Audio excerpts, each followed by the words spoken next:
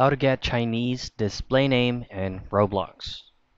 Now this certain method or trick is only be working on the Roblox web version. And just gotta go ahead and open up any preferred web browser you want to pull up on your end and head directly to roblox.com. Once you're here, make sure that you're fully logged into your account.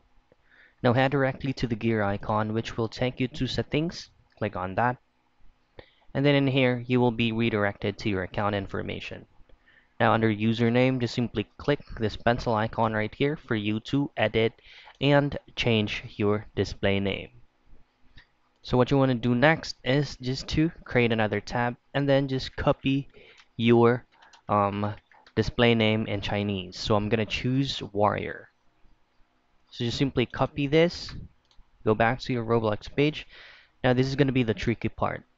You have to be quick on pasting on this one.